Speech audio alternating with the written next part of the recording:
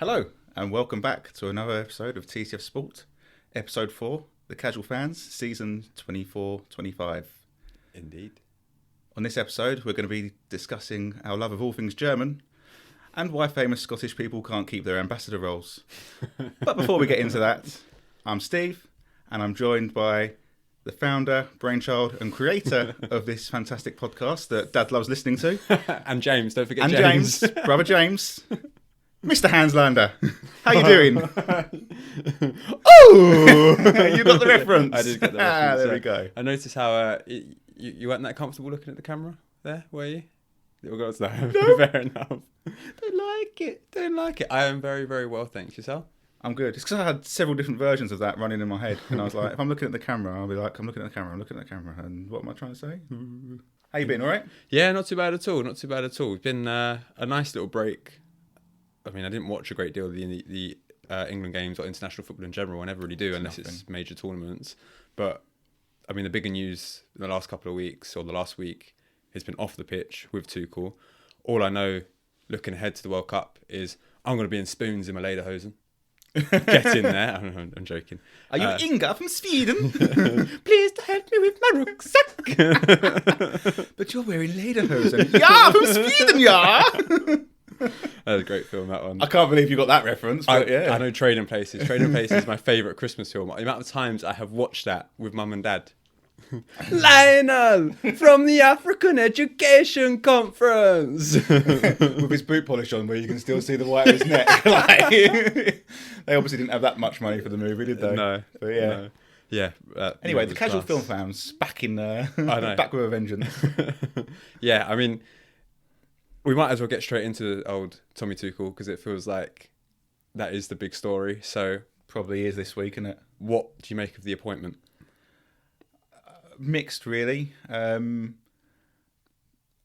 now, if he was to win the World Cup, it's a German World Cup win. I don't care about any of that. I care about how he gets on and how the team performs. It's the only metric that matters. So the thing I've been sitting there thinking about is the fact that he's a damn sight better manager than Gareth Southgate, isn't he? Which is what you called for. Yeah. All the times we had conversations about Gareth Southgate. But the thing I was also sort of like, processing is if you are going to get a German manager, why would you not get Jurgen Klopp? Well, if he doesn't want it, obviously he's just gone to the Red Bull Group as their head of performance development or head of football, whatever it is. Yeah. So he must, maybe they sounded him out and he didn't want it. Maybe, yeah.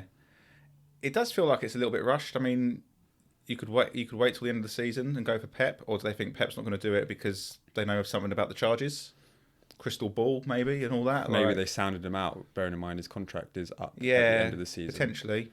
But yeah, I think just got to get behind the whole team. He's going to want to win. Yeah. Like, he obviously likes... I mean, the way he's spoken about his time in England, managing Chelsea, he obviously likes being in England. The reaction to it gets on my nerves. I'm going to ask you the question again, but I remember having the talk all the times we've spoken about Southgate. So for you, does the England manager need to be English? Is that a big sticking point? No, it doesn't need to be English. I think you should get the best manager available for the job. Ideally, you'd want it to be an English manager, but what English managers were available? Exactly. And even those that... So everyone's mainly looked at Eddie Howe. Eddie Howe is the best English coach around at the moment, doing the best job in club football at Newcastle. Doing really well. Doesn't have a job at the moment. Yeah. Well, only England manager of 100% win record, isn't he? That 100% win rate, though. So you're comfortable looking at the camera then? Yeah. For comedic benefit. Obviously, Eddie Howe, the best England manager around at the moment, but would we been able to reprise them out of Newcastle? I don't know. That raises questions. And then I come to the point, is Tuchel better than Eddie Howe? In my opinion, yes. Tuchel is a Champions League winner. He is... Apologies for interrupting. Was it 2 Champions League finals in a row? Two Champions League finals in a row. Yeah. Chelsea won. Yeah, and he might not have lost the PSG final if... Mbappe had scored and threw on goal. Yeah, exactly. And obviously... So it was only 1-0, wasn't it? Yeah, but... Because the reaction to... As I was saying, the reaction to it in terms of people saying that the England manager needs to be English. Jamie Carragher was talking on podcast with Gary Neville, basically saying that argument. Said, he would have liked Eddie Howe, Graham Potter, or even Frank Lampard if you're looking at English coaches. Now, who was the manager that came in and replaced Frank Lampard in the 2020-21 season and went on to win the Champions League with Chelsea? Come on. Like, this is what does my absolute nutting about it. You just base it purely on, is he the best manager available right now for that job? Yes. It's too reactionary, isn't it? We've said it before on here. It's very knee-jerk, it's reactionary. I mean, I've seen you've got written about what Gary Neville said. I know there was something on maybe the Sky News app and the Sky Sports News app, and I didn't watch it, saying, it should be English, and you got Harry Redknapp going, it should be English, blah, blah. Same thing, I think it's probably a little bit bigger because he's German. I mean, that... But we live in 2024. It's not 1941 anymore. Yeah. It doesn't matter. Just the only metric that matters, in my opinion, is how we get on the football pitch. All that matters. And it's German, not Austrian, so... I'll keep that one in. You can keep that one in. Because people will know their history. We'll be like, Yeah. Ooh. That's a clever joke. It's a bingo. How have you gone from Christoph Waltz to... I don't know who that is, but... I don't know. Did you clean up your floor in the end of the day? I did. It took a little while to dry, but it's okay. Yeah. All for the clips. I haven't actually put a clip out of that yet, but might have No, to at some I know, point. I know. Yeah, I forgot about that one. Yeah, that was good. That really caught me off guard. Yeah. I obviously listened to this back to hear what I said so I can remember, because, I'm a lot older than you, and as we've said before, dementia is kicking in. Hello, James. How you doing? But yeah, that makes me laugh. You with your voice, and then, like I say, you caught me so off guard when you was like, I thought you would be the one that's going to get ripped on social media. Yeah. That was good. That was. Have you watched it back yet, or do you refuse to watch? No, I've watched that bit back. Yeah, I've watched that, but I don't watch the whole thing. No. I know you don't like looking at yourself on camera, but no, that's fair enough. That clip though, when I was editing it did make me laugh again. It will always make me laugh. Oh yeah, up there. It's like your clip of the early doors, the Lukaku shirt thing. You laughing at that? There was that one. Obviously, the one we did last time, and the one that always makes me laugh as well is the Cantona when you did. Yeah. Because it was just trying to hold it together. And also, when we were recording during the World Cup and we were talking about how that result affected the Premier League table when we were top for the whole... Here's how Arsenal fans see it now. Yeah. Bird's eye view. Unbelievable. Yeah, that was good. Absolutely brilliant. I know what I missed out on the intro, but we can leave it in for this bit. You know it's back tonight, don't you? What's that? Predictions are back. Oh, yeah. And it's only live once. It is. We're recording predictions for the first time this season. Yeah, we are. Which means I also have to edit it this evening because it needs to go out before the game starts. All that countdown clock's on. Yeah, that's right. It will all be done this evening, so it's okay. Fair enough. James, the missus isn't coming over then? No. I have a free weekend. I love my podcast. Yeah. That's what I say to myself when I sleep at night. The only other... Well, I mean, I could talk about the Tuchel one for a little while because it is... The whole reaction to it this week has got on my nerves, as you may be able to tell with my tone of voice. Clickbait as well, though, isn't it? Yeah, but it's also, though, just... Like I said, we live in 2024, not 1941 anymore. But when you read like Daily Mail headlines about it, talking about... I can't remember the specific headline. That was your first mistake. All I remember... it came up on social media, but all I remember was the word German was capitalised, obviously indicating that they didn't want a German in charge. Then you've got questions... Because it's a motive. That's what our media and social media is. It's a motive. But why? Why? Is it... I don't know. Obviously, I don't have this perspective from other countries, but are we the only ones like this? Do we consider ourselves in this country as exceptional and different and whatever else when it comes to that sort of thing? That we have to appoint an English coach, that it always has to be English, that English is the best? Probably there's some degree of that, and that's why people call us arrogant, doesn't it? Yeah, well, it does my head in, because you just appoint the best manager for the job. Well, let's be honest. It's the opposite, isn't it? Because look how poor we are. If you look at most of the other nations... Exactly. Spain have got a Spanish manager, haven't they? And normally get a Spanish manager. Yeah. Like, Germany always go German, French go French, Italian go Italian. And they've had some big names and some decent managers one after the other. It's probably a reflection of how poor we've been with our development of our coaches and our players. That is where the argument is. So I have no issues, again, with the reaction of this week, that people talking about the FA need to look at themselves or better English coaches need to be brought through. I've got no issues with that argument. In fact, I support that argument. We should have English coaches vying for top 6 jobs. Obviously, before Graham Potter, I can't remember when the last one was, but we saw it ended for Graham Potter, but he's the last English coach, to have managed a traditional like top 6 side. There should be more in and around the Premier League though, vying for those jobs. I mean, Ryan Mason only got one game, didn't he? I forgot about that. Roy Hodgson at Liverpool. Was that the last one? And Hodgson went from Liverpool. I know he got sacked. I think it was Liverpool, West Brom, and then maybe it was England from there. After West Brom? No, not after Liverpool. He got sacked. I could be wrong. So. No, I don't. Because did he go from Fulham to Liverpool? And I believe it was Fulham to Liverpool. Yeah, but and didn't get a full season at Liverpool. No, obviously results. Well, let's not take the rise here. Indicated. Yes, I did change it. That was good. That is always one of my favourite I know. clips. Yeah. Have you seen it when he's speaking, I want to say Icelandic or something like that? And then he goes, cauldron of fire, and then continues. Yeah, I mean, bloke speaks about 9 languages or something like that because of all the... Smart fella. Yeah, he's very smart indeed. To bring it back to Tuchel, other media reaction, asking in his press conferences, is he going to sing the national anthem? I know. Of course he's going to sing the national anthem. He's the England manager. Who cares what he sings and doesn't sing? I mean, the only thing that matters are performances on the pitch. Yeah. Well, it's not his king, is it? About 50% of the population go, not my king either. Oh, I don't like the monarchy. Yeah. And all of Liverpool. Yeah. He's not going to... but it's asking, why is it a question? It's asking a question for question's sake, isn't it? And then he's got to manage it because, again, it's looking for that headline, that clickbait of, he said he won't sing the national anthem. Yeah. It's just... it's ridiculous. Let the results do the talking. Yeah.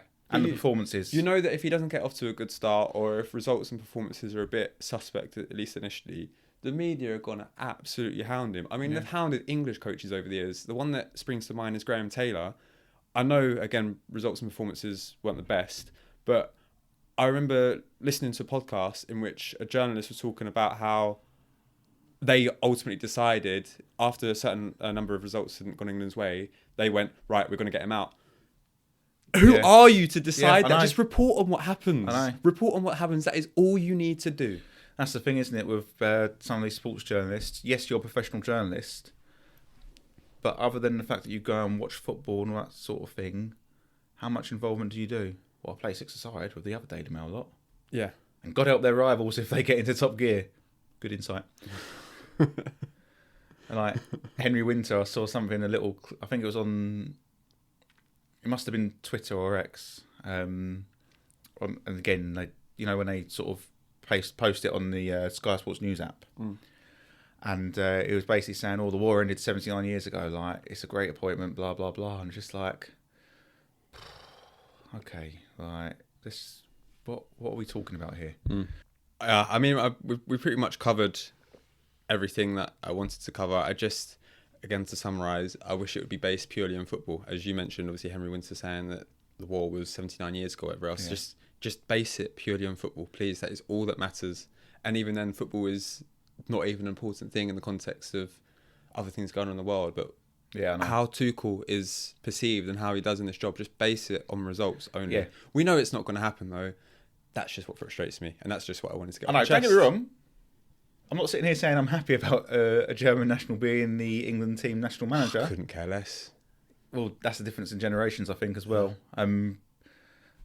Because, 1996 knocked out on pens, 1990 knocked out on pens by them and things like that. And that sort of, that heartbreak. But you're basing it only on football, though, which is fair enough. Yeah, which is, So, but, like I say, I'm not overly happy about it, but he's probably...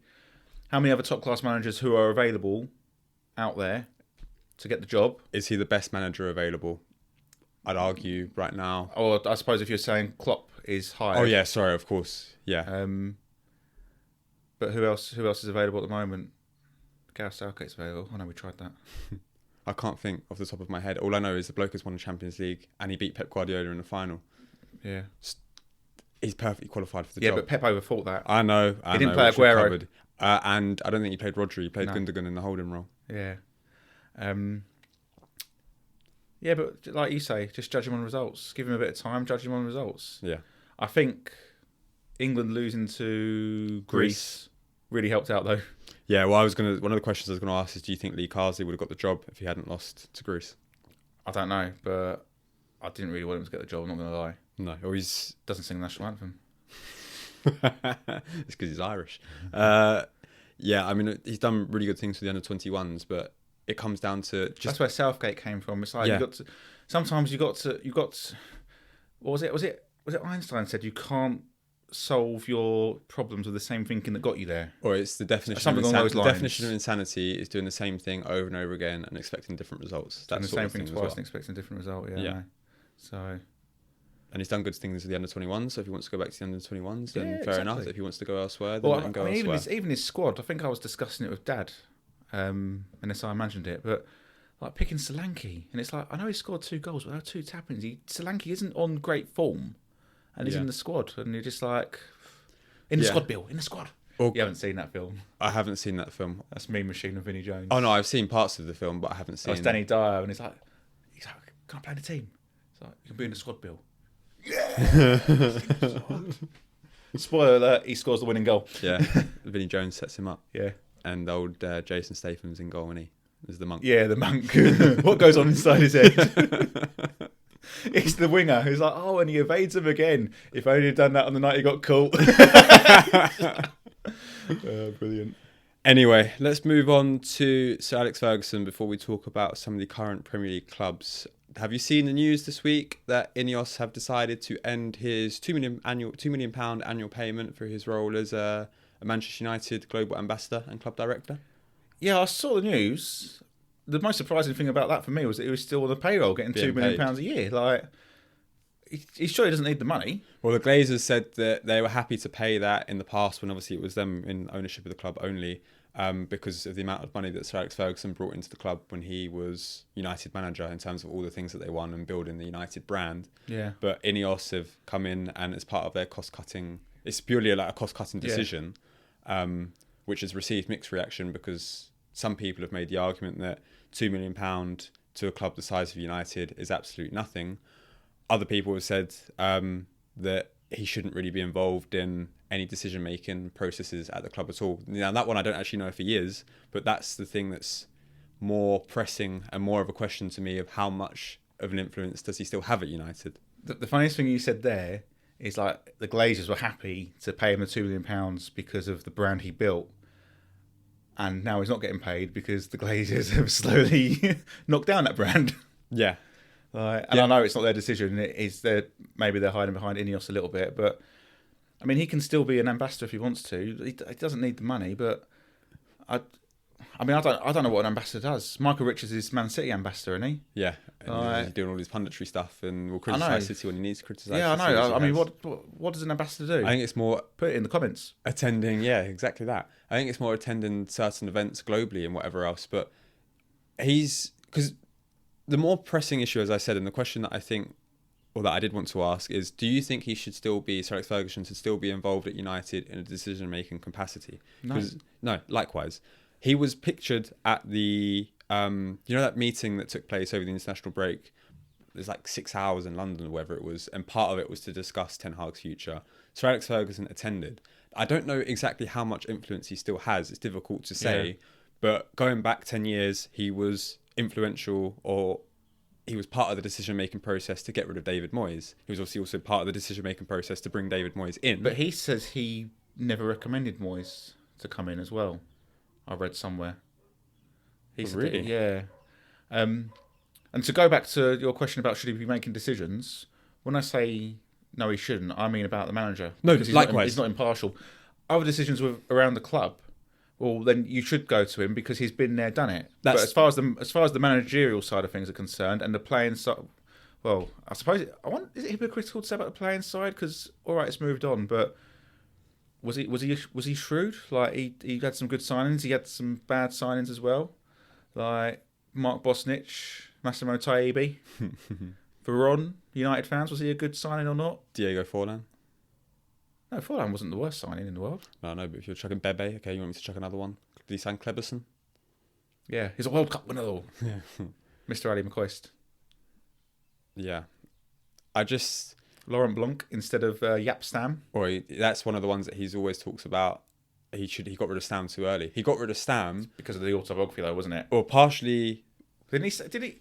I could be wrong, but didn't he basically say he was tapped up, Jaap Stam? I don't know on that side of things. I know that the autobiography obviously was a big influence, but in the books that I have read recently about data in football, they've mentioned the autobiography. They've also mentioned that Sir Alex Ferguson and his coaching team at the time looked at the data, saw that Stam wasn't making as many tackles as he was when he first came to United. Now, that was used as an example of misinterpretation of data because a good defender doesn't necessarily need to make tackles if they're in the right position and they intercept. You know the Maldini quote, don't you? Exactly. Sorry, you was going to get there. Sorry, I don't know the exact quote, but I know it's used in reference. He basically says, if I have to go to ground and make a tackle, I've made a mistake. Yeah. Yeah. But that's the argument then. So that was used when they're talking about Sir Alex Ferguson getting rid of Jaap Stam as to why it was a mistake. Obviously, the autobiography plays into it as well, but I don't know too much about that. And because it was somewhat controversial, I guess they might want to downplay that as a reason as to why they got rid of him. You know what his big downfall was? They didn't have expected tackles. What do you make of all the data in football nowadays? Take that as why you're asking me the question. I hate it. Expected goals, come on. But expected goals is just a metric that's meant to indicate how easy a chance is to score. Yeah, but expected goals, like, please. But you don't have to choose to acknowledge it. It's just the way football's going. Yeah, but you acknowledge it by criticising it, no? I acknowledge it's nonsense by criticising it.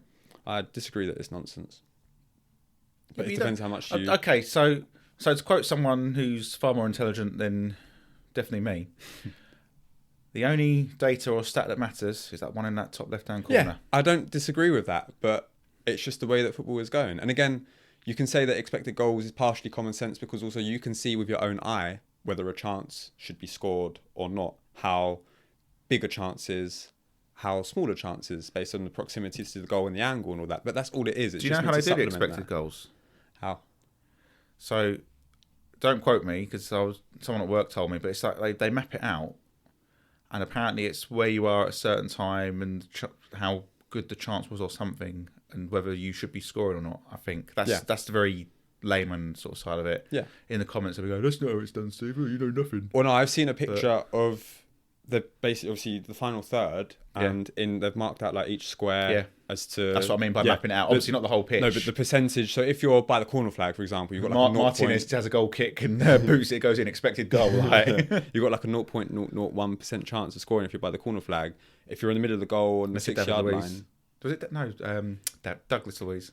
Douglas Luiz from the corner. Do you remember Frank Lampard's goal against Barcelona as well when he was on the? Oh yeah, that was quality. Pinged that over. Yeah, that was good. I remember that's another one that I remember watching live. Yeah, that was a very good finish. Yeah, that wasn't the same. That wasn't the same match as Torres. No. This was late 2000s. I can't remember exactly when. I just know that they played each other. Great finish that was. Another one that I sort of looked at live at the time. Thought, has he done that then? But nothing will ever top Ronaldinho's toe poke. I'll tell you another really good Champions League goal, because I struggle to remember the Champions League goals, I'm not going to lie. Stankovic for Inter Milan. You know, when the keeper came out and headed the ball clear. Neuer came out. It was Neuer against Schalke against Inter Milan. And the half foot... on the Buddy-Ollie. On the volley, yeah. Technique. Oh, my goodness. Because that's proper, like, leg up by your shoulder and... Oh, yeah. To get it in that target area. Mm-hmm. And I don't think... It doesn't hit the ground until it hits the back of the net. Is that correct? I'm pretty sure, yeah. Yeah. Oh, yeah. Aesthetically pleasing and just technique on another level. That's definitely... I forgot about that one, but we will do at some point like a top 10 Champions League goals podcast. You'll have to send me the video links. That's Champions League goal, is it? Well, off the top of my head, you've got that one. You've got Bale's overhead kick. You've got Ronaldo's overhead kick. You've got Ronaldinho's toe poke. You've got Zidane's goal in the final against Leverkusen. Left foot, another technique on another level. Iniesta's volley against Chelsea is one. If you want solo runs, you could talk about Henry against Real Madrid, things like that. There have been others. Messi against Real Madrid, of course. The Henry one I was actually thinking of was against Sparta Prague when he equalised he equalled Ian Wright's with the outside of his foot, chest down. Brilliant reference on this day, 2005. Really? Mm-hmm. I got a notification from Arsenal on social media this morning. There you go. Yeah, because that was, that equalled the record. And then the one that broke the record, it was wasn't as special as that goal, but yeah, that was a good goal. Because when it starts outside the post and comes in, it was the control as well though, because he controls it, but then he allows it to bounce. He knows he's got the time to allow it to have a bounce off his. Line it up and in the outside of the boot. Yeah. A little bit of swerve on it. Indeed. Shall we come to a discussion of each club's start to the Premier League season, excluding the traditional Big Six? This is what I had in mind for the rest of the podcast until we get to the predictions.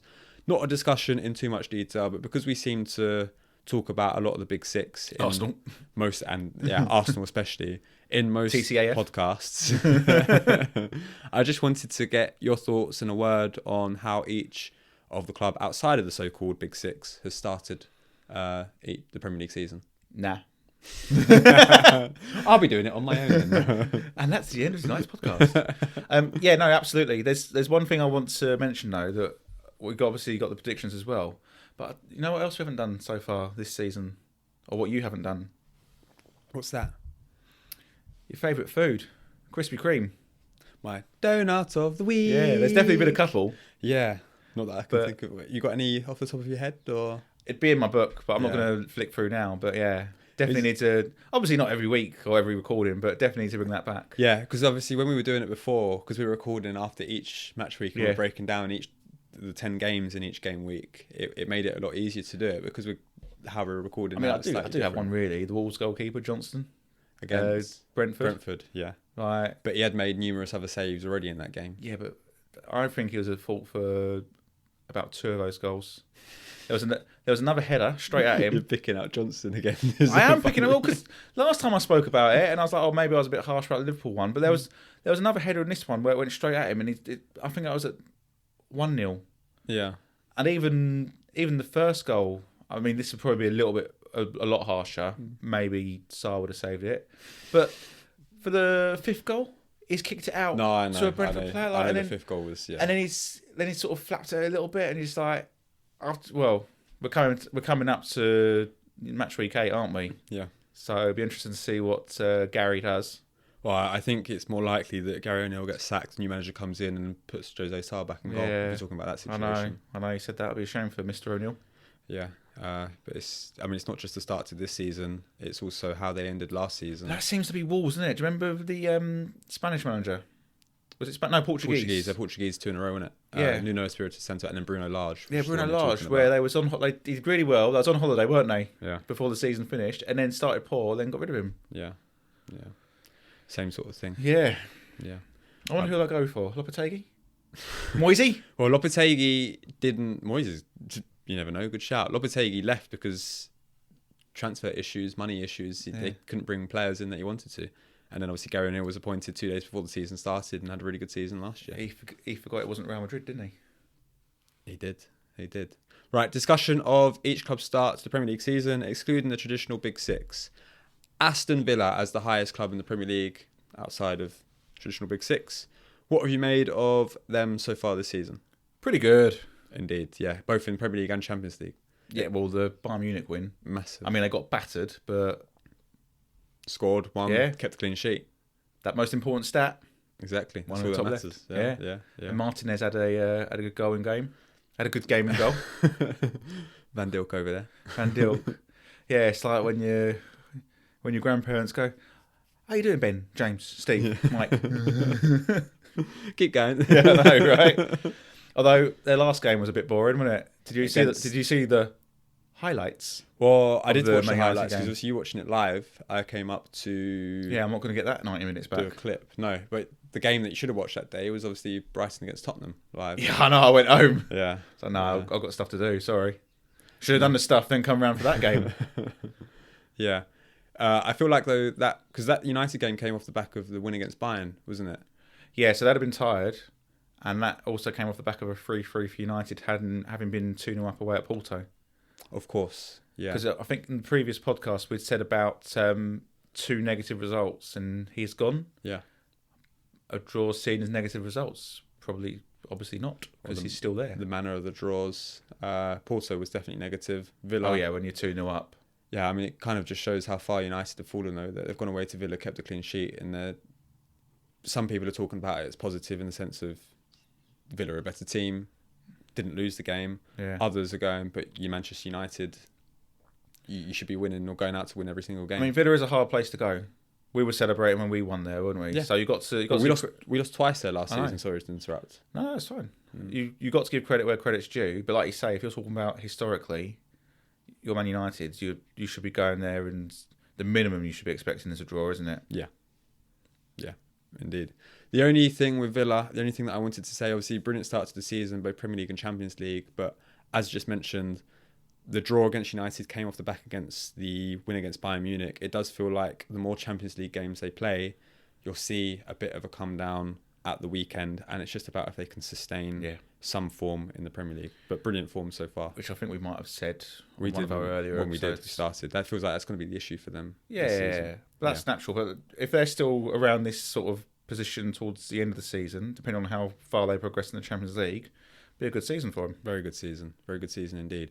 Brighton, did you watch the highlights of their win against Tottenham? I did, yeah. It's funny, wasn't it? Yeah, I mean, Brighton are just like, have you heard the phrase "mad as a box of frogs"? I have heard the Like, phrase, honestly, it's like, I mean, at least you'll be entertained. But the high line, Spurs go 2-0 up, and then they come, just still persist playing the high line. But you could tell that all of our predictions, I think we all went for ridiculous scores of 3-3. I went 4-2. You went Tottenham. 4-2 Spurs, didn't you? Yeah. Did you go draw? I went for a Desmond, yeah. Yeah, and James went 3-3. So we all went ridiculous goals because we knew that's sort of the way it was going to go. Yeah. Speaking about Brighton specifically, they are going to get caught a hell of a lot with their high line. It does feel like it needs to be sorted out, but as a neutral, it's quite exciting to watch. So. Yeah, it's good to watch. Lots of goals. Goals. Yeah. They got Newcastle away, so be quite a few goals there. The team, especially with and Anthony doesn't score his pens. Gordon. Do you know if Isak's fit? Not sure. He hasn't been playing because he's been injured. No, I need to check the FBL app and what Eddie Howe said in his press conference earlier. Not that it's going to affect what I do on FBL. He's always injured. That's why I don't put him in my team. Yeah, I had him in my team, and he scored 1 goal for me, and then I took him out. Also partially because of the injuries and because Newcastle hadn't been playing that well, which we might as well talk about now because Newcastle are 7th below Brighton and the next team in the table. It feels like a decent start in terms of points on the board, but performances for me have been a little bit disappointing. Obviously, they ended before the international break with a draw against Everton, and they would have been disappointed not to have won considering they had a penalty and it's Everton. But decent with the amount of points they've got on so far. It's just about kicking on again. Yeah, I mean, Newcastle are the Northern Fulham, aren't they? Good at home, a little bit more suspect away. Yeah. So, because they lost away to Fulham, although could have got an equaliser at 2-1. With Leno giving the ball. Yeah, but Shah forgot that he was... well, no, he didn't forget. Shah remembered he was a defender, so he cleared his lines. And he remembered he's inside the box, because if you put him outside the box, he scores absolute perlers, Shah. That's just because he's trying to clear it. I cleared it in there, not boss. Yeah, again, towards the end of the season, if they're only 2 points off of 5th, I think they'd be happy. Yeah, it feels like I would have expected... I mean, I had them 4th before a ball was kicked, but it feels like without European football at all, maybe they should be aiming a little bit higher, but then also issues off the pitch between the sporting director and Eddie Howe. As I said previously, I'm not going to repeat myself, but it does feel like there are issues. Everything isn't right at that football club, but while results are still as they are, so they've had a decent start. Yeah, just keep ticking along. They'll be okay. See how they go. Yeah, Fulham been brilliant so far. They're the next team. Only 2 defeats came away at United and City, and arguably they were unlucky in both of those.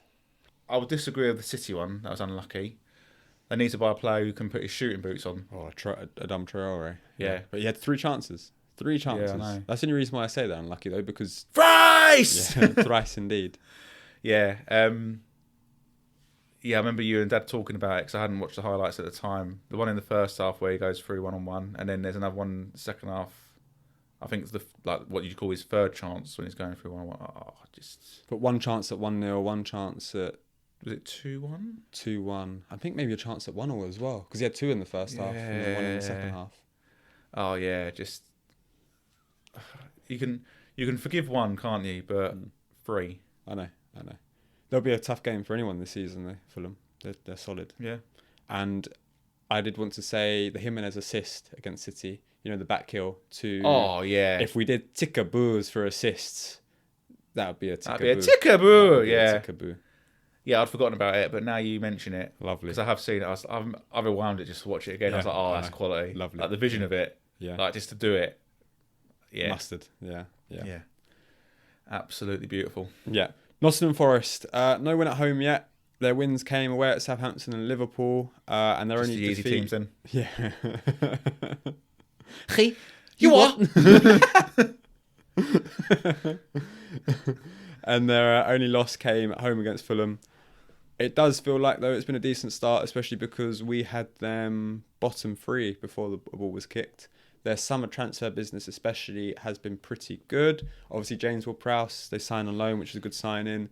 Elliot Anderson from Newcastle. That, I don't think, have we? We haven't. That's no. a mad one for me. West Ham, I mean, obviously he's not in Lopetegui's plans, but I thought that was mad. Yeah. Although, speaking of donuts of the week... James Ward-Prowse, yeah. I thought it was a great save. Great save on the halfway line. That ball was about to kill him. So he took one for the team. You'll get hurt, don't. Yeah. Oh, when you're already, I mean, you're already on a yellow, but He should have realised it was only Nicholas Jackson. So he's like, you go through. I know that you need the goal to be 300% bigger before you score. I know. That's what Nuno was saying to him. James, it's Nicholas. Yeah. Oh, yeah. Just, when you watch it, you're just like, oh, so that's why he got rid of you.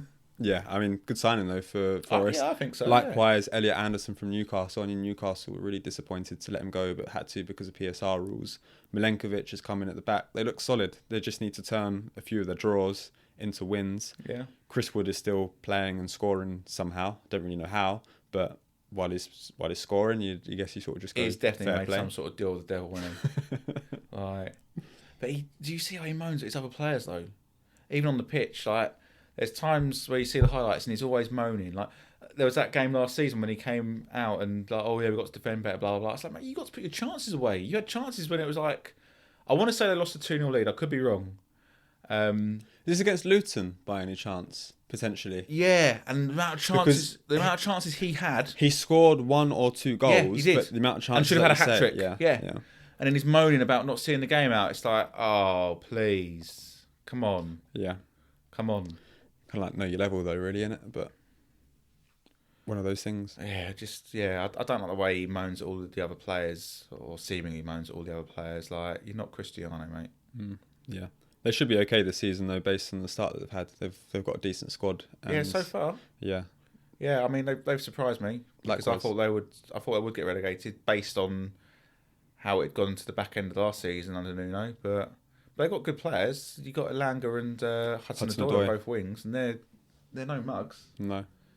So and Hudson-Odoi scored a lovely goal at Liverpool in that win. And the assist from Elanga. Oh, that pass, lovely. Yeah. Bends it round. Mm-hmm. Yeah, indeed. Brentford. Only defeats so far came away at Liverpool, City and Tottenham, so all tough places to go. Had good wins against Palace, Southampton and Wolves, with a draw against West Ham. So been pretty solid so far. Obviously had the Whistler injury to cope with as well, but have done okay without it. The main question I wanted to ask you is, do you think Thomas Frank is deserving of a job at a top 6 club? Who would he replace? Are you talking about Ten Hag then? That's where some rumours or odds have come in.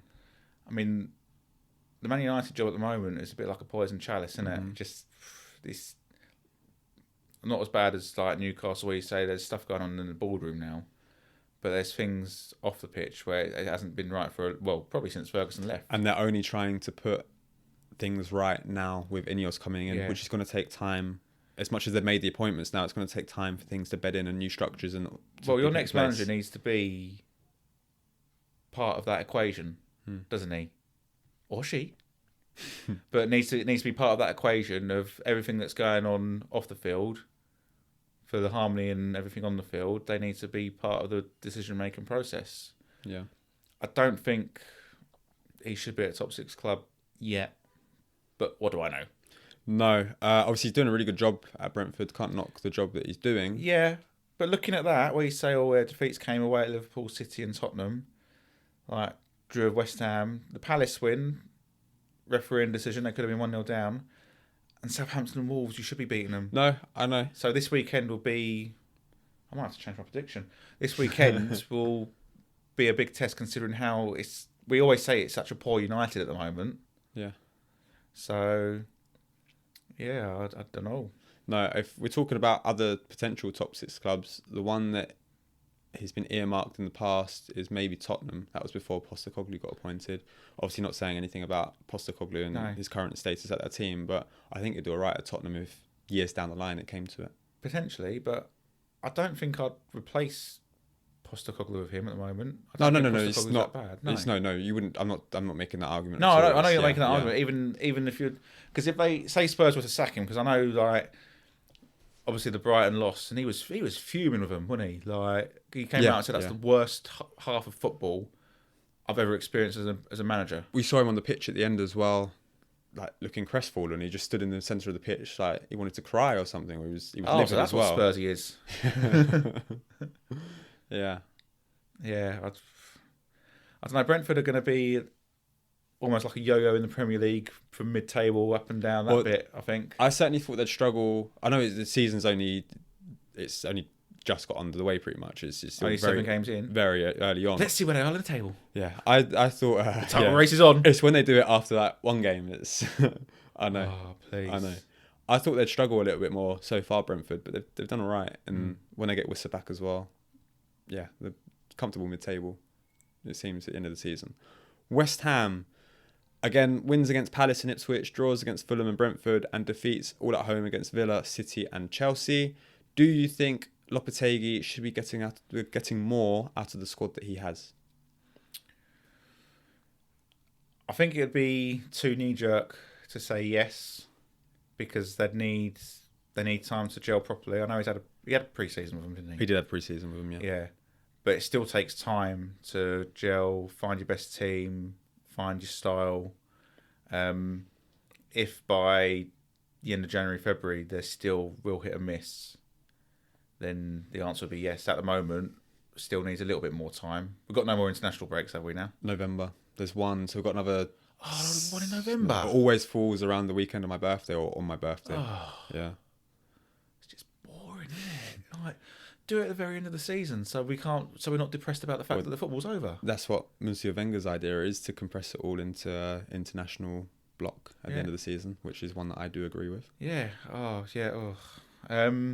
Yeah, and still, I mean, the defeats they have had, Villa, they're a good team, and City, I mean, the one you'd be a little bit surprised about, based on their performance for the last couple of seasons, would be Chelsea. But it was also the manner of the defeat, because West Ham was poor. Yeah, it was poor defensively. It was very poor. But then they smashed Ipswich a bit, so... Yeah. But this weekend will be a big test because it's Spurs away.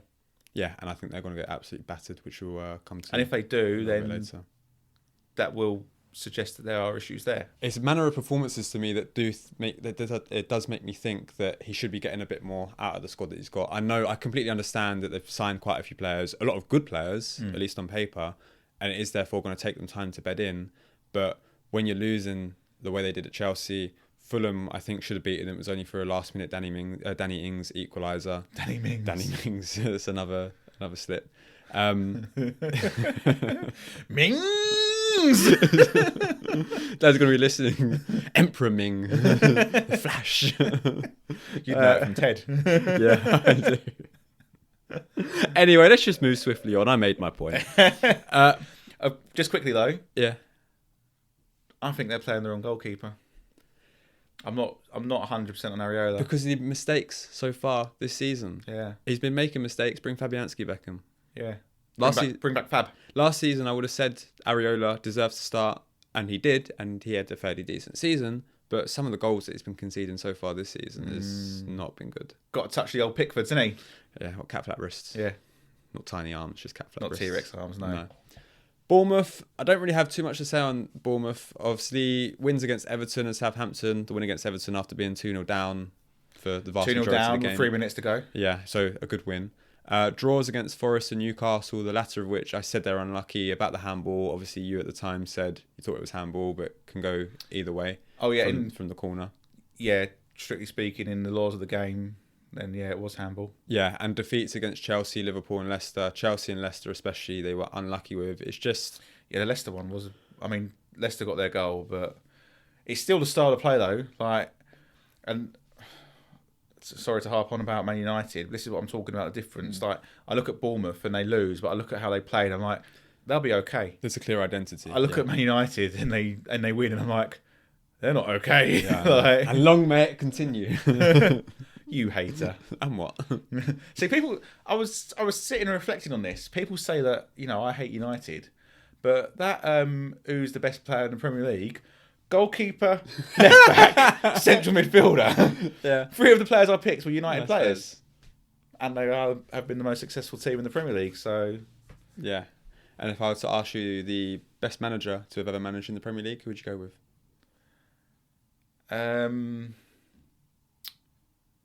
Carlo Ancelotti. At the time, they're just covering only Premier League. So you're going to go with Carlo Ancelotti based on a season and a half? He's the best manager ever. I know he's the best manager ever. Oh, you just don't want to say. I say the best manager ever based on accolades and things. Yeah. And that's looking broadly across his career. Doesn't mean it's the best manager at the time that he managed in the Premier League. You just don't want to say Sir Alex Ferguson. I mean, there's an argument you can say Pep Guardiola. I'd probably go with Pep Guardiola. No, because at least when Man United cheated, they was cheating. City have cried about their cheating. We didn't do it. Yeah. And at least they come out and go, yeah, win by all means possible, lads. Yeah. Lundberg's through on goal. Rio!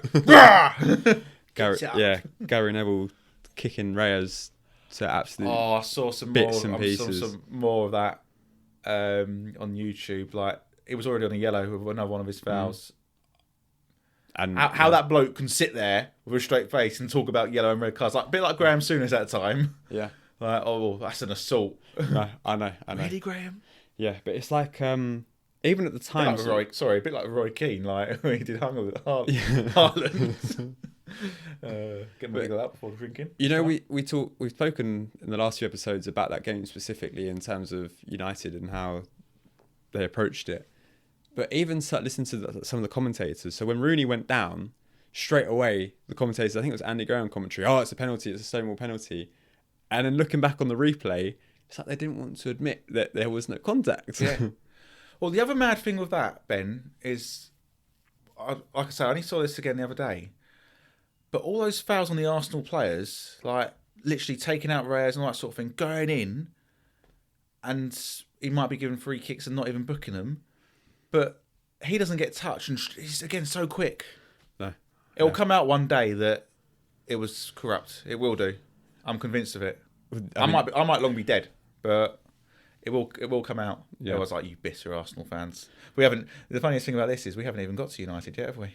Oh, well, you haven't put them in there. I haven't put them in because it's traditional Big Six. They're a traditional Big Six side. Where are they in the league at the moment? They are 14th. They're between Bournemouth and Leicester.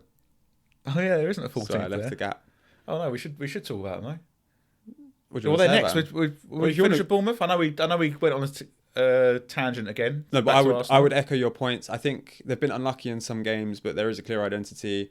They do look decent going forwards when it goes right. They signed the Porto centre forward, which I think is a really good signing. And I know he's scored 1 goal now, but he will.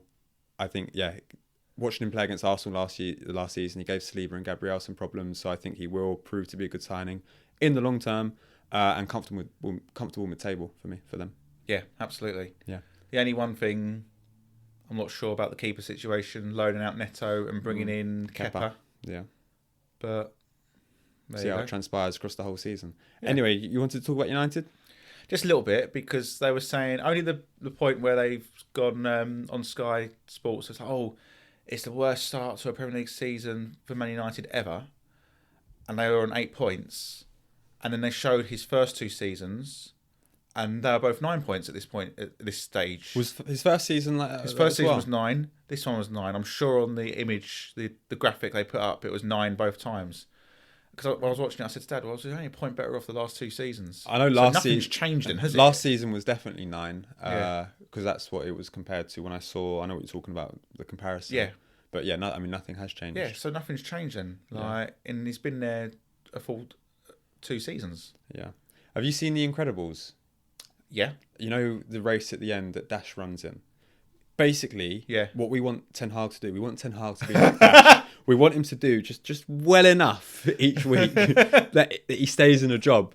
But just don't make it too obvious. Come a close second! But they ain't coming a close second. Have many bad results, that's fine. But just do well enough to stay in a job. And the world is okay. But like you said with them, like all the behind-the-scenes stuff, it's like they don't know anyway, because they were looking at McKenna from Ipswich. Yeah. Who was the other lad they was looking at? De Zerbi. They looked at Zerbi. Did they look at Potter? I don't think so, but they looked at Tuchel at the time. Southgate as well. Yeah. Was linked with it. Like, you just, yeah. But when you're looking at managers while you still have a manager in place, it's disrespectful. Yeah, disrespectful. Regardless of what you think is Ten Hag's performances at United, it's just mental. Well, the Villa game, with the lineup as well, Mr. Goldbridge thought he was handing his P45. It's like, I want my 17 million payout. It's like, 17 million? Yeah. Well, that's part of the reasons why, so the debate about whether they should sack him or not, because the payout is that big, obviously INEOS want to cost cut. It's quite a significant payment. They don't necessarily want to make it, but you have the balance between, if they got into the Champions League, would they earn more money being in the Champions League than... Yeah. That's the balance. But even if a new manager came in, I'm not sure they'd get that team into the Champions League. If he goes, Van Nistelrooy's taken over Straight interim, away. 100%. Yeah. You can bookmark that. It feels like it. Yeah, but I completely agree. And we said that a few podcasts ago as well. But that's why it feels like he was brought in the summer. Yeah. In the summer. Yeah. Cool. I know you do want to do traditional Big Six, but that's fine. That definitely needed to be mentioned. No, that's absolutely fine. Leicester. Leicester United. Leicester Faxes. Win against Bournemouth, draws against Tottenham, Palace and Everton, defeats against Fulham, Villa and Arsenal so far. I know this is one that we've partially disagreed on in the past. I don't think they've been that good this season, but it was important that they got the win against Bournemouth last time out. It's another one, see how it goes until the next international break. Or Southampton away, for them, shouldn't be losing that. No. And you'd like to think they'd win it. I've actually got them winning 9-0. I remember that game. I was out in Madness. LA. It was a Friday night, I think. Yeah, it was a Friday night game, yeah. Madness. I know. Because Hassan Hutel offered to quit after that game. Yeah, but he didn't, and then he stayed for another 9-0. Yeah, was that lockdown though? That was against United, yeah. And that was slightly different because... They had a red card as well, that game. Yeah, but it wasn't... I don't think they really threw the towel in against Leicester, but they were trying against United even when it was down to 10 men, and yeah, just one of those games. But yeah, Leicester, like I said, important. They got the win against Bournemouth last time out. Well, the Spurs draw at home because they got absolutely battered. First half especially, and they still could have gone on to win the game, Leicester. Vardy had a chance at 1-1. I mean, I'm hearing these things about Spurs. They're sounding like a one-half team at the moment. You don't know what you're going to get over the two halves, do you? It feels like... Wait, I know we're not supposed to... I know you don't want to do like the Big Six, but away at Newcastle, from what I read, they were much the better team, but still lost. I know. That's the issue with them, because I asked you the question on one of the earlier podcasts, do you think Tottenham's performances have got the points that they deserved? Because their performances had been pretty good, but if they don't kill teams off, it feels like they're always going to concede with the high line that they play. The flip side to that is when it all goes right, like against United, it goes very right and they looked really good. But it's... I know they were still on to beat United, but they also went down to 10 men, so you don't know what happened in that second half a little bit. And I'm not taking anything away from Spurs. But those sorts of results paper over the cracks as well. Because then everyone jumps on the hype train and it's like, oh, they're so good and they're going to do this and they've beaten Man United because it's Man United, and forget it's actually... Well, you said very average Man United. You said it after we recorded, I think. Well, last time we recorded, talking about the Tottenham United game specifically, because obviously a lot of people in the media had been hyping Tottenham up, and you just sort of went, hold on a minute. Yeah. Look at it from a wide And I'm not trying to take anything away from them. No. But I know Son's been injured as well, and they got Timo Werner, who's a fantastic sprinter, but couldn't finish his dinner, could he? No. The amount of chances he has. Do you ever watch Mighty Ducks? The film? I haven't, no. No? Oh, you won't get the reference, won't bother with it then. Timo Werner can only finish if he's offside. That's it. The amount of goals that he scored when he's been offside, and at Chelsea as well. Well, bear in mind, he went to Chelsea at the same time as Havertz. Yeah. And look at how their careers are differed. Yeah, but both. He went back to Red Bull, and they went, you know what? Yeah, we'll loan you out. And Tottenham won't be signing him permanently because they have the option to, but I don't think they will. A lot of Tottenham fans. Loan again, isn't he, this season? A lot of Tottenham fans aren't that He can't enamoured even with get him. into the team, though, can he? It's only because Son's injured. Yeah, I know. It is not so good. Everton. Win against Palace, which was important for them. Draws against... well, again, first half, they sort of rode their luck a bit. And then a Dwight McNeil screamer. And then I think he got the second one as well, but I can't remember. Yeah. Bring me the one you call McNeil. Futurama. Yeah. My hands are so big. They can touch anything other than themselves. Oh, wait, they can. I think there was something wrong in that hippie. The classics. Yeah. Don't get many Futurama references. No. You see they're bringing that back, Futurama. They're making another series. Yeah, because it's on Disney+. Oh, that was the chair. Excuse me. That was the chair, I promise. Not sure if the mic would have picked it up. Probably. It's probably picked up my arm rubbing against this curtain. In recording studio number 1, because we have 2. Basic recording studio, but yes, this is very nice. Yeah, win against Palace, draws against Leicester and Newcastle, defeats against Brighton, Tottenham, Bournemouth and Villa. Now that matters off the pitch are almost resolved in terms of ownership, do you think there'll be an upturn on the pitch? Maybe. I mean, they had that good run this time last year, didn't they? After their points deduction, and they went on that mad run. Yeah. So they could be winding up for another one of those and then tail off again. Well, I don't think they've been... I know we had this discussion already on the podcast. I don't think they've been that bad this season so far. I know you don't. I can't remember what you said, but... I said they'd be fine. They'd comfortably be fine. Yeah, I will stick by that. You said one of the better teams or something like that. And I didn't say one of the better teams. I said the fact that they got into positions of being 2-0 up against Bournemouth, 2-0 up against Villa, shows that they're better than most people give them credit for. And obviously you went the flip side of... But they still lost those games, which again is a valid argument. I completely understand that. But to get into those positions in the first place, and I will stick by it, you have to have some quality in your team. And they do with McNeil, they do with Ndiaye, who they bought in over the summer, and he's looked pretty decent. I bought a winning lottery ticket, but I didn't cash it in. The proof will be come the end of the season. Yeah, it will be. Yeah, and unbeaten in the last 3. I know it's only 3 games, but after the start that they had, they'll be fine. Well, we shall see. Indeed. But yeah, they've done okay, you'd say. I mean, they're only a point above Ipswich, though. Yeah. Who they've got this week. They do, at Ipswich. So they could be 4 points above Ipswich. Yeah. If they play their cards right. And if DCL scores... Well, they're, at the moment, they're reliant on McNeil, aren't they? Which is an issue. Yeah, but I mean, I could make the argument that Ipswich are reliant on Liam Delap, which is an issue. They are, but he's a striker that scores. McNeil's a winger that scores from time to time. Yeah. How do you think Ipswich have started the season so far? They are one of 4 winless clubs, but they sit above each of the other winless clubs because 4 draws. I didn't realise McKenna criticised West Ham for being direct. Yeah. You do what you can to win the game. And they won the game. They won 4-1. At the end of the day, it's a results business, isn't it? Yeah. Well, Ipswich, I like to play out from the back. And the only team that plays out worse from the back than them is Southampton. Yeah. Which isn't a good thing. I don't know. Yeah. If you want... Do you want to survive or do you want your football philosophy? I don't know. Would you have expected more from Ipswich, having come up from the Championship last season? Not really, because it's back-to-back promotions. Mm-hmm. So I know there was that comment on one of your social media pages, wasn't there, about the fact that they've got money behind them. But the players they've bought, some of them have come from like the academies, haven't they? But I don't think, correct me if I'm wrong, other than like Calvin Phillips and maybe the goalkeeper, there's too much Premier League playing experience in there, is there? I don't think so, because a lot of... I don't know how many players... Like Amari Hutchinson went from Arsenal to Chelsea, didn't he? Yeah. On loan at Ipswich in the, I want to say the Championship. It was last season, and they signed him permanently. And then they've signed him permanently, so he's never played Premier League football. He's obviously played the academy level or whatever they did. Likewise, Liam Delap, but obviously that was Man City, wasn't it? Yeah, he's had a really good start. If you look at their squad in general, their starting 11 for various weeks, they've still got quite a few players starting who were with them when they were playing in League One. So that's the thing you're talking about, the quality difference. Yeah.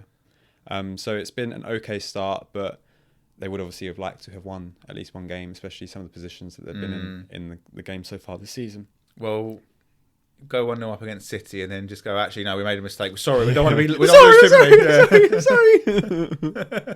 One of those, yeah. Yeah. Crystal Palace.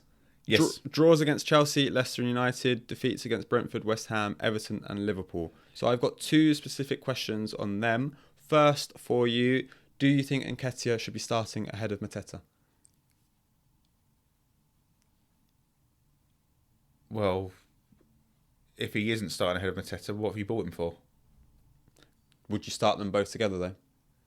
There's potential for that if you're playing them both as strikers. But it doesn't look Mateta like just behind him. I know. The issue that I've the had... Palace fans have been kicking off a bit because he's played a little bit wider, hasn't he? But then the Liverpool game, I don't know, Mateta was benched or dropped or however you want to put it. And I know he was offside and we discussed it. I'm not sure if it was on the podcast, but nice little finish to go 1-0 up. Yeah. Oh, yeah, it was a nice little dink. That's what happens when you play him down the middle and you give him a chance inside the penalty box. Yeah. So, yeah, I mean, if you're going to start Nketiah, you need to play him through the middle. Because even when, in previous games, they've taken Mateta off and they played Sarr, it looked like Sarr went down the middle and Nketiah was still out wide, which I found very, very confusing.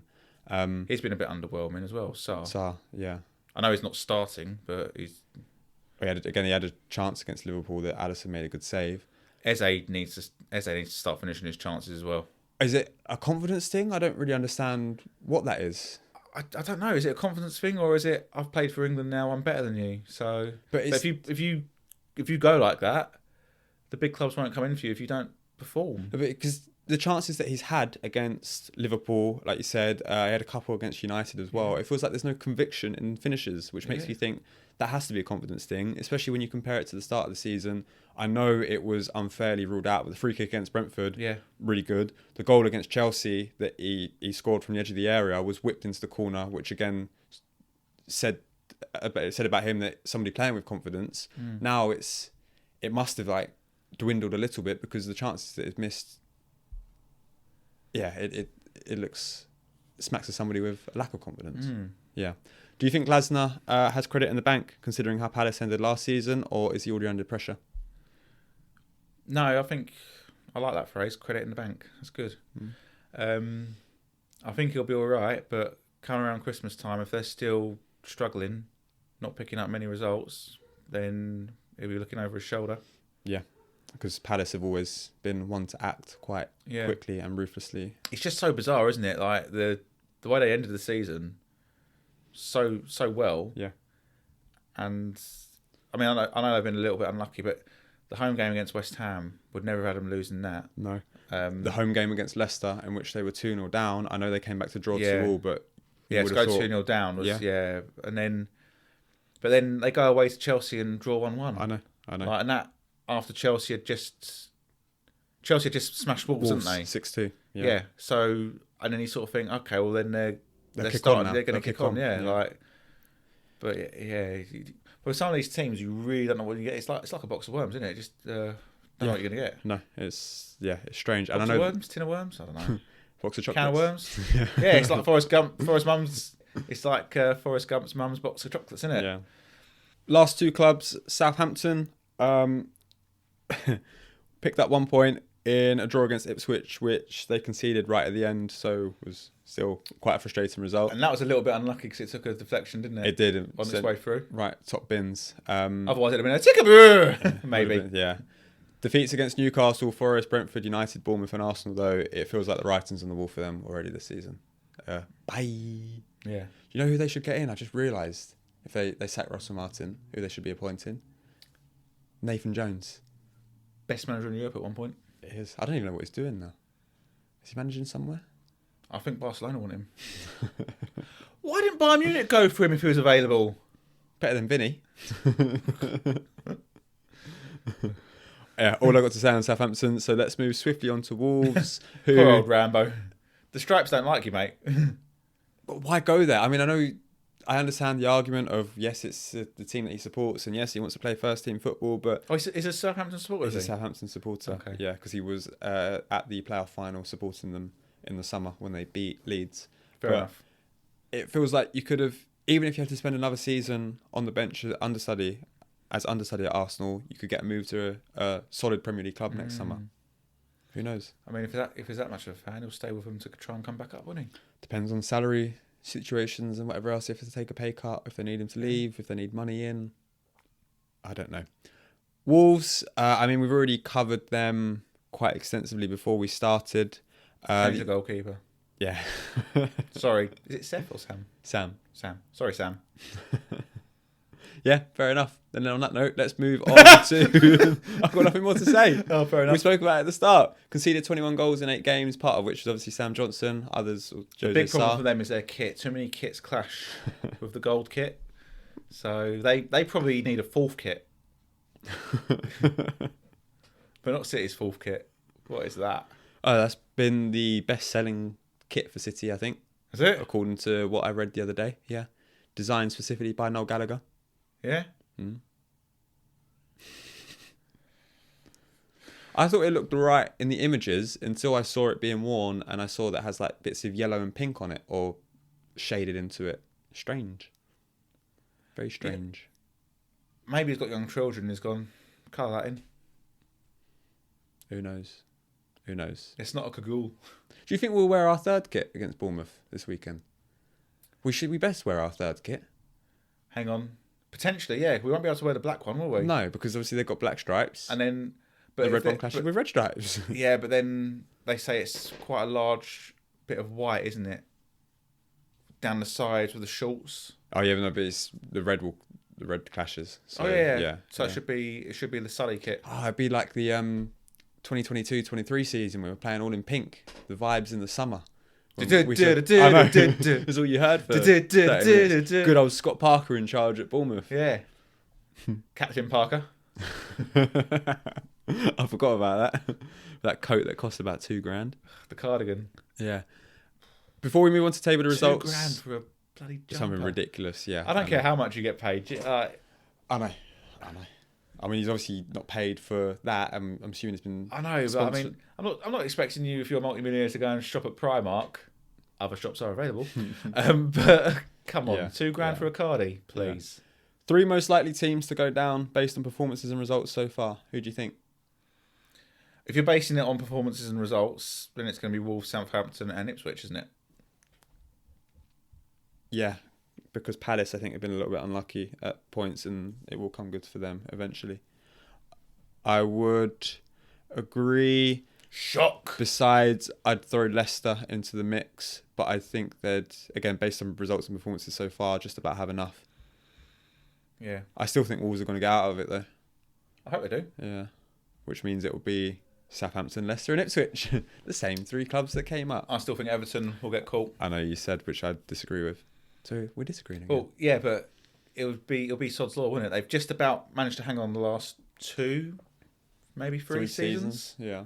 They've finally got the stuff sorted out off the field with being taken over, and the stadium's just about to be built for Championship football.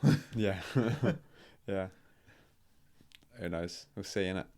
Table of results. So from match week 7, I got 4. You got 7. James got 4. Chelsea, I've got a correct score. Chelsea Forest doing bits. Would you believe it? Yeah. And that means that the overall scores are now I'm on 43, you're on 43, and James is on 43. He's back, baby. It's back on. He's beginning to believe. And that brings us nicely to match week 8 predictions.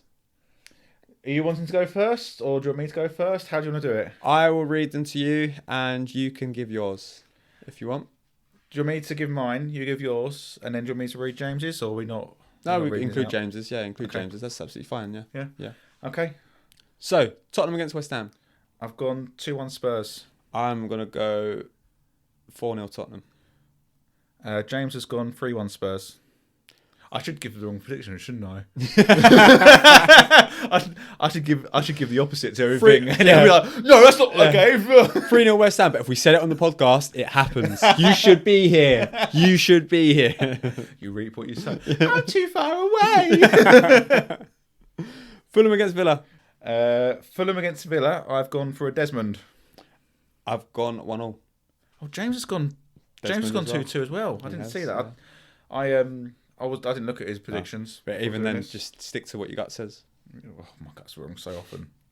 I think that's what's been the problem as well this season. Is because sometimes I've got in there first. Yeah. And then I don't know about you, but sometimes you'll read them and you'll be like, no, I think it'll be 1 goal different that way for that team. And then that's why... Yeah. Because normally you've already won it by this point in time. Anyway. Ipswich against Everton. After everything I've said, I've gone 2-1 Everton. I'm going 2-1 Everton as well. James has gone 2-1 Ipswich. That'd be 3 points to James then. Manchester United against Brentford. I've gone 3-1 Brentford. 2-1 Brentford. James has gone 2-1 Brentford. Newcastle Brighton. I've gone 4-2 Newcastle. 4-2 Newcastle. James has gone 3-2 Newcastle. Yeah. All along that line. Southampton against Leicester. I've gone 2-1 Leicester. 1-0 Leicester. And James has gone 2-1 Leicester. Lots of similar results, but it's that sort of vibe. Bournemouth against Arsenal. James is going to think I've copied his scores here. I've gone 3-0 Arsenal. 3-0 Arsenal, yeah! We've all gone 3-0 Arsenal. 3-0 yes. Arsenal, yeah. 3-0 Arsenal. Wolves against City. So I was going to put this down as my shock result and go like Wolves to win 2-1, 3-1. Not happening. But I'm not sure if Sar's in goal, so I've gone 4-1 City. I'll go 4-0 City. And James has gone 3-1 City. Yeah. City don't have Rodri, so they'll definitely... Cunha's quality as I well, know by the way. quality, but Wolves also concede lots of goals. Yeah. So Liverpool against Chelsea. I've gone 2-0 Liverpool. Yeah, this one is a little more tricky. I'm going to go 2-1 Liverpool. And James has gone 3-1 Liverpool. Chelsea are a hard animal to predict, aren't they? Yeah. Like away from... They have a good result away from home and then draw at home. What did they do last time out? They drew against Forest. 1-1 with Forest, wasn't it? And Forest went 1-0 up as well. They did, yeah. And they still had... I know Chelsea had chances to win it, but Forest had chances Forest had chances right at the end. Yeah, Mm-hmm. Sanchez made a good save, to be fair. Yeah. And Liverpool... I mean, Liverpool's next 10 games, that's when we're going to find out more about them. Yeah. Because they've got a tricky run now. So we'll see how good they are, where they're going to be come the end of these 10 games, be an indicator for how they'll finish up at the end of the season.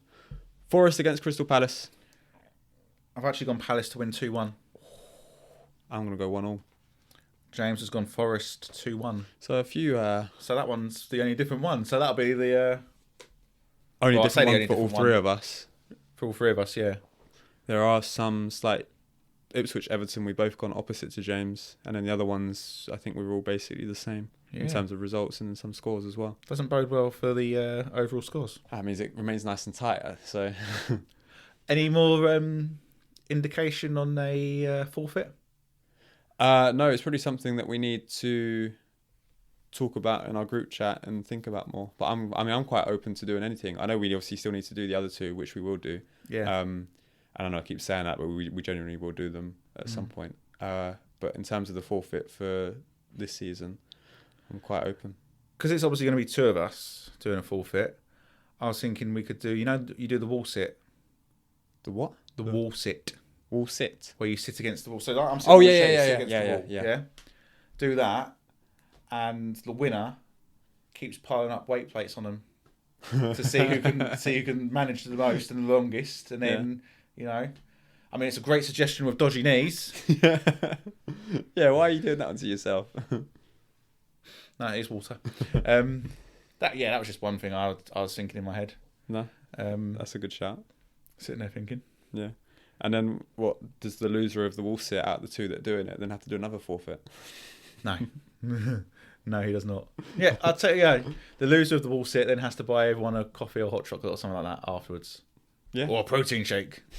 For that exercise, yeah. For those gains, yeah. Yeah. No, that's a good shout. We'll ask James as well in the group chat and see what he thinks. So. Yeah. James will probably be practicing it. Yeah, and all his spare free time. Anyway, I think that wraps it up nicely. Unless you got anything more to add? No, I think that's everything. Yeah. Covered it well. So good to be back. It is very good to be back. After the international hiatus. Another few weeks, then we've got another one. But then after that, it's through till March. So excellent. Too many international breaks. Last season, did we have one or two? No, it's the same. It's always the same. You've got one in September, you've got one in October, you've got one in November, you've got one at March, and you've got one at the end of the season. Did they have... I'm sure they didn't have the November one last season. No, they did, because it always falls around my birthday. The Nations League. Yeah. But But they were just just glorified friendlies. they were just friendlies last year, or they were European qualifiers. Well, the Nations League has replaced friendlies now, hasn't it? So Yeah. it's always a Nations League game. But no one's like, oh. No, it was good at the start, but it's one of those, because now there is so much extra football in the domestic calendar as well. It's just, yeah, it's not needed. No. Anyway, thank you to everyone watching. Thank you for joining me. You shall Pleasure. hear us and see us on the next one. Before we go, don't forget to like, subscribe, and follow. Indeed, exactly that.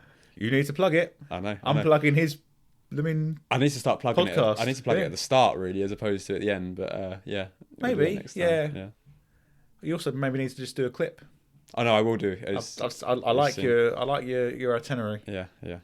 But anyway, Welcome. Yeah. thanks for listening and watching. Indeed. See you on the next one.